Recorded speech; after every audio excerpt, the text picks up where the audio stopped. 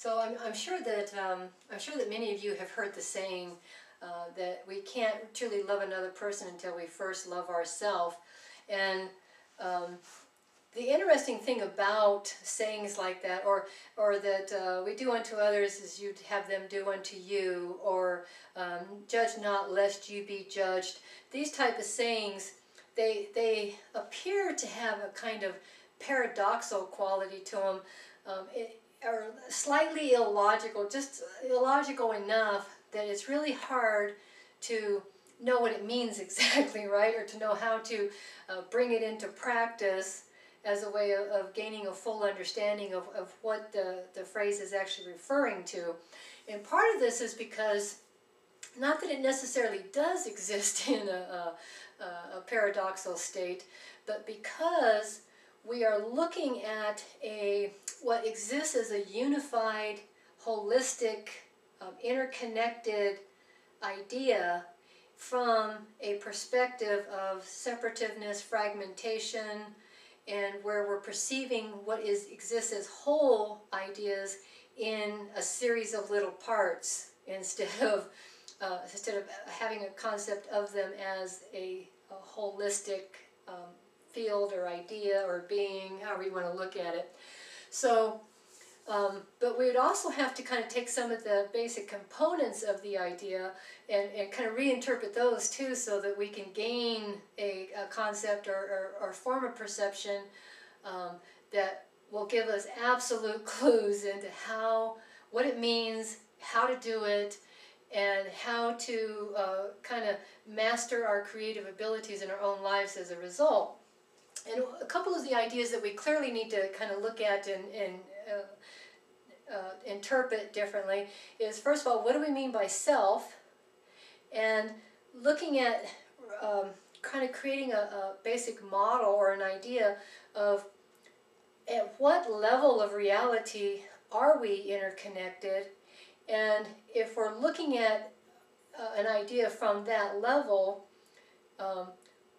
what are the principles that govern that level, or what is the behavior like at that level? Because they're different behavior at different planes of existence operate according to different laws. They behave differently. Systems behave differently based on what plane they exist on.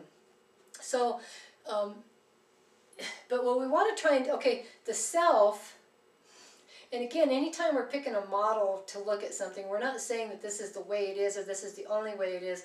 We're just saying that this is one way to look at it, that when we do, we can gain an understanding of how it behaves, because we have to be able to understand something in order to be able to practice it, or in order to be able to consciously use it or interact with it from a conscious, intentional way, and certainly to bring it into practice in our everyday life to the extent of achieving kind of a mastery or a real proficiency at using ideas. So the self, we perceive, this is kind of interesting, because to love another you have to first love yourself. Some people will actually form an idea of themselves as another person, and then imagine that to mean that we treat ourselves to special behavior, we take extra good care of ourselves. So it's almost like we're kinder to ourselves. It's like we're creating a perception of the self as meaning like our body or our identity or our... but another way to look at the self that will help us to understand how things work at the energetic level is that the self is considered your inner state, which is what all these other things that we just talked about, the identity, our physical body, our personality, all these things are a part of that unified inner state of us, right, that expresses in all these different ways.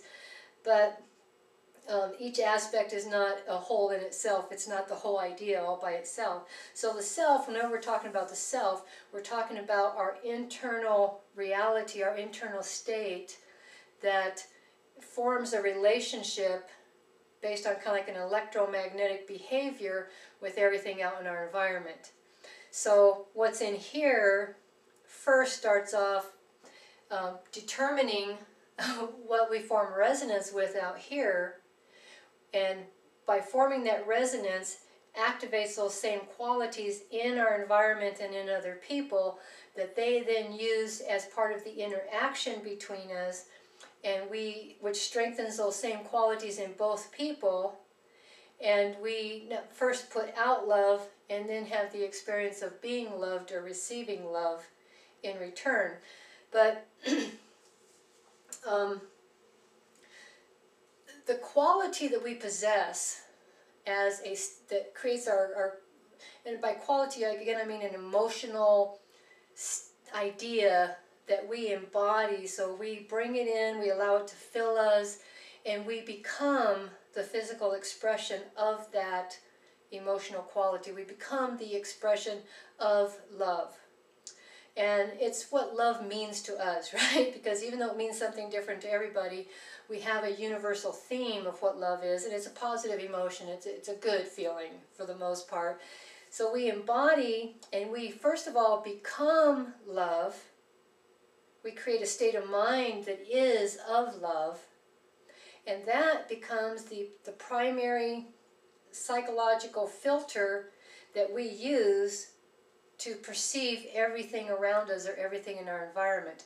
It becomes our predominant lens that we use to look through, and we only see in our environment what warrants love, what is of love, is of the same nature as love, is of the same traits and qualities that we call love. It is what we see. We see through the filter of love. And when we're talking about another person, we see in them the qualities, the traits, the aspects of them that cause us to feel love towards them or feel love for them, right? And as we're doing that, we simultaneously activate those same qualities and feeling states in them through what's called resonance, because one vibratory quality resonates with the same vibratory quality in another person, activating it and bringing it forth. We then have an experience of, or an interaction, a communication that's of a loving nature. So I first show love to the person, that causes them to feel love to me. They then show that love or express that love back to me, and I feel loved as a result.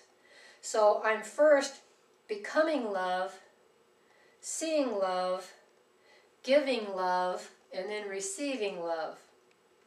So in order to love another person, you have to first love yourself. Is more like directions, not some lesson in self-love. It's letting you know that that's how we love another person, is by first being love. And the other thing to keep in mind is that our identity, how we sense ourselves, is based on our internal state, the feeling quality, the emotions that create values and different ways of perceiving the world that have natural kind of like stories or certain types of experiences inherent within them. You know, clearly, if I'm embodying a very loving feeling, then all the experiences that I'm creating out of that state of mind or out of that mood, so to speak, are of a loving nature. So, and then we experience ourselves as love, as loving, as giving and receiving love, and we identify with being a loving person. We identify with the person who is loved, who is loving, so we're really always talking about a real unified, in sync, orchestrated motion where energy as emotional qualities are constantly interacting with itself, or constantly seeing those same qualities that we possess in other people, in our environment. Because we see them and recognize them and give our attention to them, we activate them, bringing them out in people, in situations, and then we interact with them. And once we interact with them, we're able to step into that feeling or into that experience and we apprehend that experience for ourselves. It strengthens that quality in us as we interact with it. So, to love yourself isn't to treat yourself like you're another person and you're going to bestow little favors upon yourself, but it's rather to create an internal state of love that you use as the primary template or the primary filter for creating all of your experiences, for projecting towards other people, and as a means of what you put out you get back, or that what you stimulate in other people they tend to act out of or return to you. And so it's kind of a way of helping you to become much more conscious in learning to master your own energy or your own state of mind and its power to create certain types of experiences, certainly desirable experiences as opposed to undesirable experiences. So, but that's another way of looking at those type of spiritual parables that appear to be kind of, we're not quite sure what they mean or how do we actually do them, or what does it mean that we can only love another person to the extent that we love ourselves. That type of stuff is to learn how to see it from a position of cause, from a position of initiating, by first creating ourselves as that quality. So just that's one way of looking at it, and kind of correcting the perception of picturing everything as being separate and apart from each other. So, and then the other thing that we want to look at